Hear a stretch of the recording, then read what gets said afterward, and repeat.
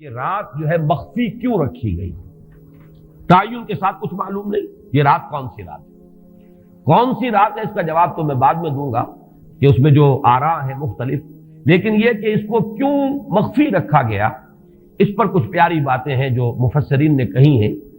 پہلی بات تو یہ کہ جتنی عظیم چیزیں ہیں ان سب کو مخفی رکھا گیا۔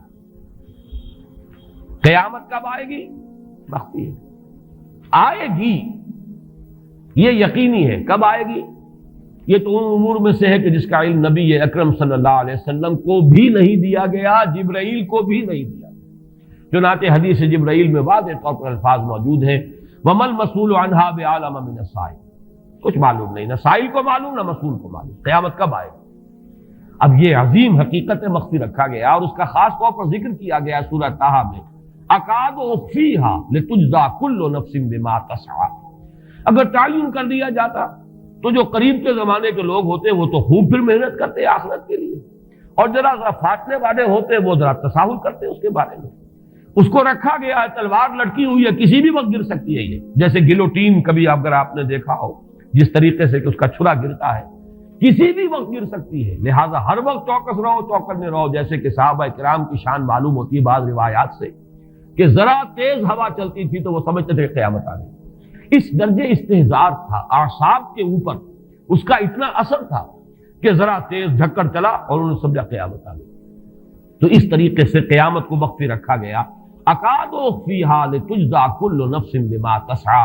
نہ آج سے 100 برس پہلے والوں کو معلوم تھا کہ قیامت کب آئے گی، نہ آج والوں کو معلوم ہے، نہ اگر ابھی دنیا کی عمر ہے ابھی 100 برس اور تو قیامت سے ایک دن پہلے بھی شاید یقینی طور پر معلوم نہ ہو سکے کہ کل قیامت آ رہی ہے، تاکہ ہر وقت جو ہے امتحان اتنا ہی شدید رہے، اتنا ہی کڑا امتحان رہے ہر ایک کے لیے۔ لتجزی کل نفس بما تجزی بما تسعی، تاکہ ہر بھی نفس کو بدلہ ملے اس کی سعی کے مطابق۔ اسی طریقے سے موت کا وقت معلوم ہے، وما تدری نفس بأی ارض تموت، کہاں موت آئے گی کہاں موت آئے گی۔ اسی طرح اس کے لیے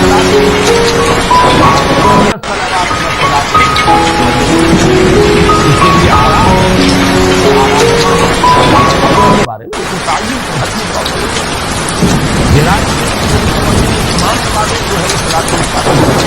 بہترین نماز کوشش کرو کہ پوری ہر نماز ہونی چاہیے، ہر روز روز عید ہو، ہر شب شب برات۔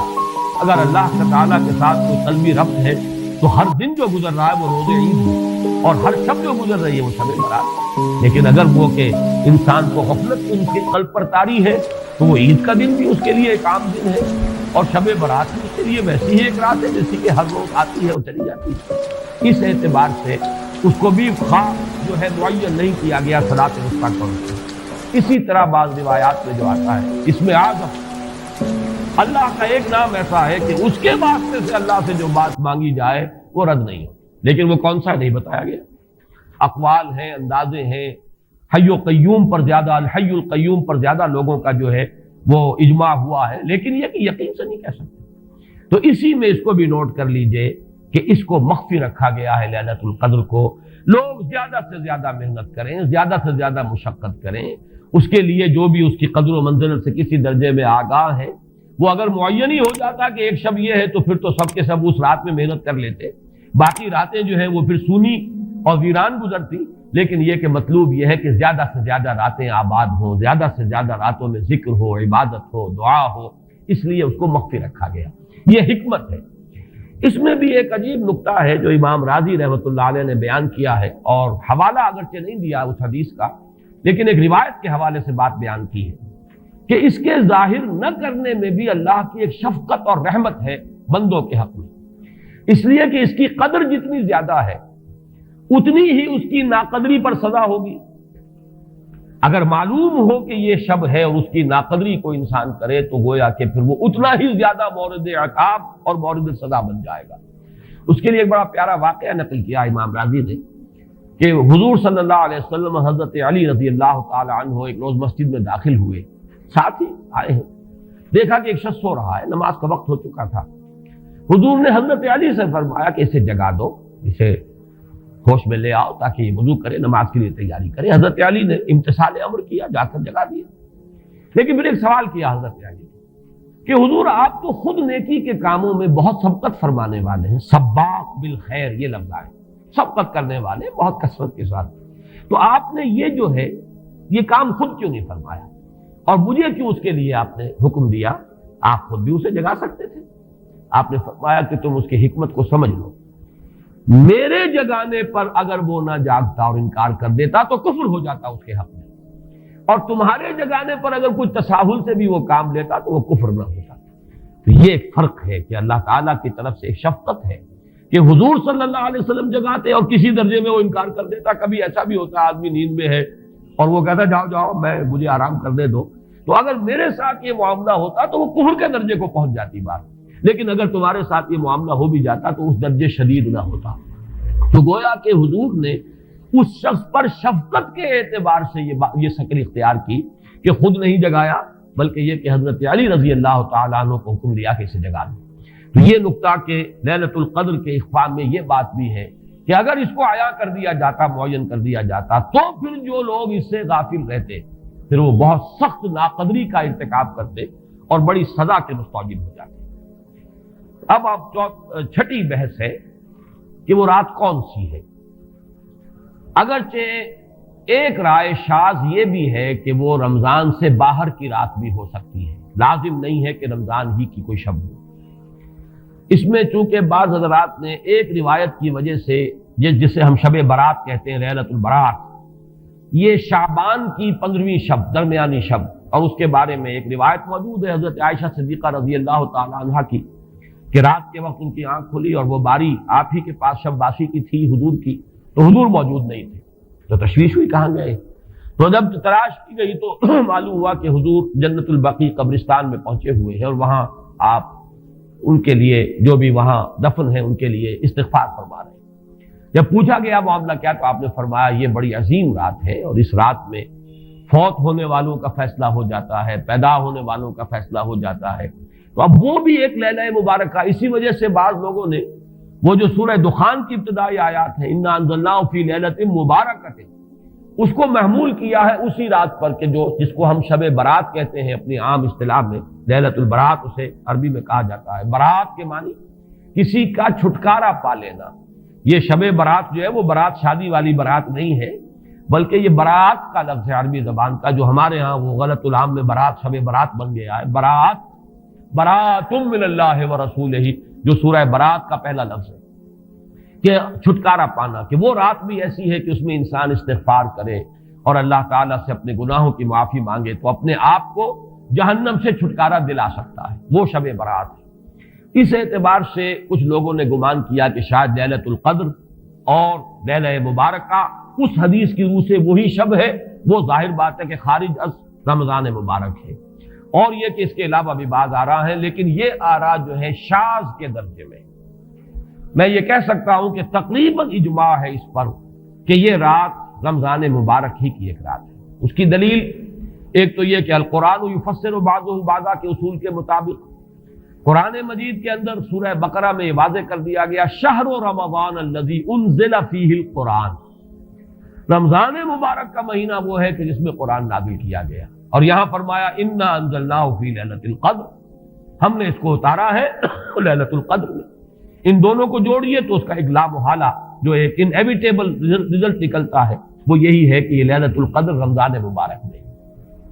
دوسری اس کی تائید ہوتی ہے وہ مشہور حدیث جس کو الحمدللہ کہ ہم نے بہت عام کیا ہے، رمضان مبارک کی آمد سے قبل کوشش ہوتی ہے ہر سال جو ہے اس کی یاد دہانی کرا دی جائے۔ ایک طویل خطبہ جو حضور نے دیا تھا، خطبنا رسول اللہ صلی اللہ علیہ وسلم فی آخر یوم من شعبان، یہ حضرت سلمان فارسی رضی اللہ تعالیٰ عنہ سے مروی ہے کہ حضور نے شعبان کے آخری دن ہمیں خطبہ ارشاد فرمایا، یا ایھا الناس قد اظلکم شہر عظیم شہر مبارک شہر فیہ لیلۃ خیر من الف شہر، لوگوں آگاہ ہو جاؤ، تم پر ایک بہت مبارک مہینے نے، بڑی عظمت والے مہینے نے سایہ کر دیا ہے، سایہ فگن ہو گیا ہے تم پر ایک مہینہ جو بڑی عظمت والا ہے، شہر عظیم جو بڑی برکت والا ہے، شہر مبارک۔ اور تیسرا جملہ اس میں یہی ہے شہر فیہ لیلۃ خیر من الف شہر، وہ مہینہ کہ جس میں ایک رات وہ بھی ہے کہ جو 1000 مہینوں سے افضل ہے۔ ان دونوں چیزوں کے حوالے سے تقریباً دلائل بھی موجود ہیں، اور ویسے یہ کہ جیسا کہ میں عرض کر چکا ہوں اجماع ہے کہ یہ رمضان مبارک ہی کی ایک شب ہے۔ لیکن رمضان مبارک کی کون سی شب ہے، اس پر بعض مفسرین نے تو لکھا ہے کہ 40 قول ہیں۔ چنانچہ صاحب تفسیر مظہری قاضی ثناء اللہ پانی پتی نے، میں نے وہ تفصیل تو نہیں پڑھی، کہ 40 قول نقل کیے، لیکن امام راضی نے جو 9 قول نقل کیے ہیں وہ میں تیزی کے ساتھ آپ کو سنا دیتا ہوں۔ ابن رزین رحمہ اللہ کا قول یہ ہے کہ رمضان کی پہلی شب ہے۔ حضرت حسن بصری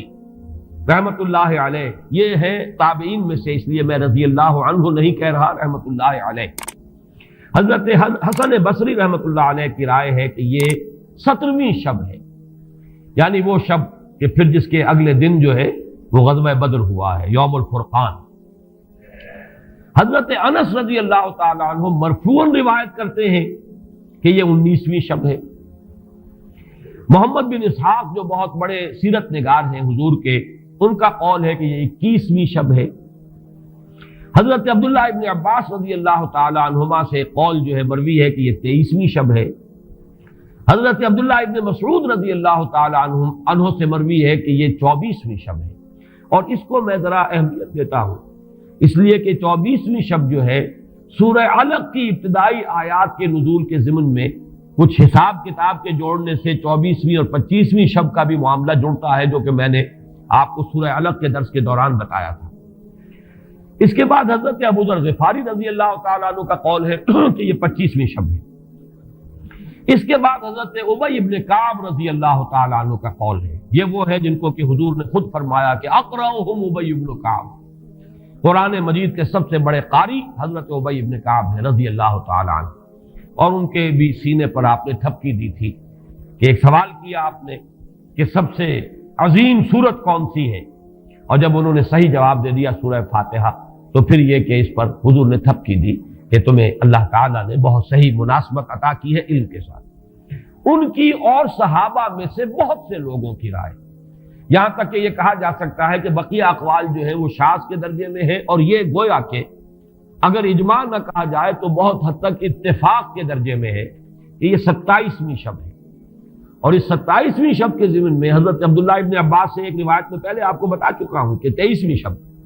لیکن 27ویں شب کے ضمن میں جو مختلف روایات حضرت عبداللہ ابن عباس رضی اللہ تعالی عنہما سے مروی ہیں، ان میں بھی کچھ لطیف نکات ہے، وہ میں بعد میں بیان کروں گا۔ اس کے بعد ایک شاذ قول اور بھی ہے کہ یہ 29ویں شب ہے، تو یہ گویا کہ 9 ہے اقوال کے بعد جلیل القدر صحابہ کے، عبداللہ ابن مسعود، ابو ذر غفاری،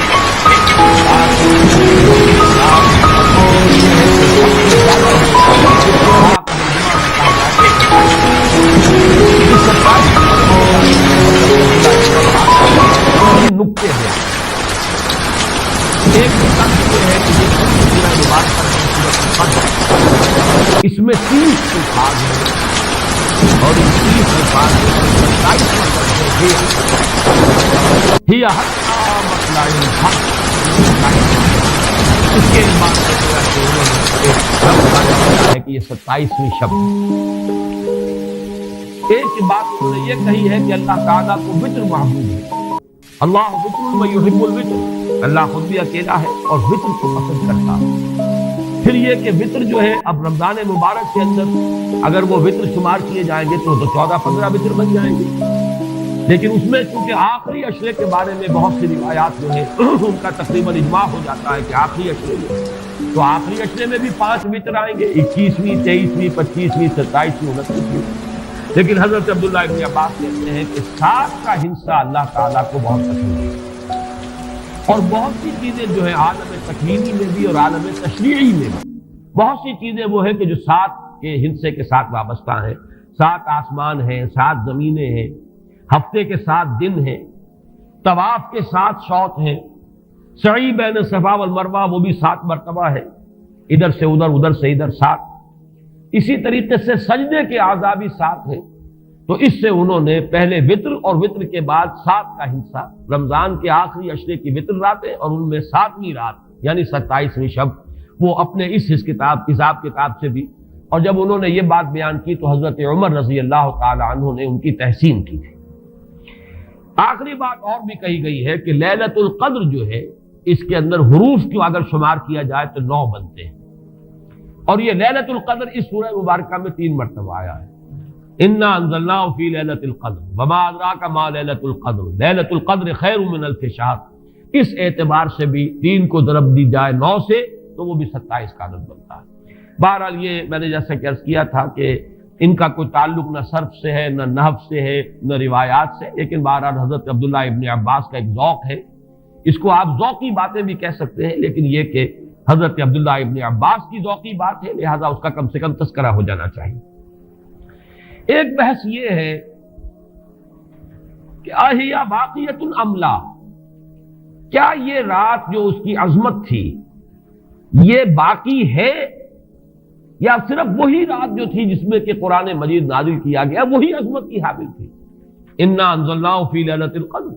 یا یہ کہ اب بھی ہر سال یہ رات آ رہی ہے تو اسی عظمت کی حامل ہے، اسی قدر و منزلت کی، اسی برکت کی حامل ہے. اس پر بھی تقریباً ایک اجماع ہے کہ یہ لیلۃ القدر باقی ہے، ہر سال آتی ہے.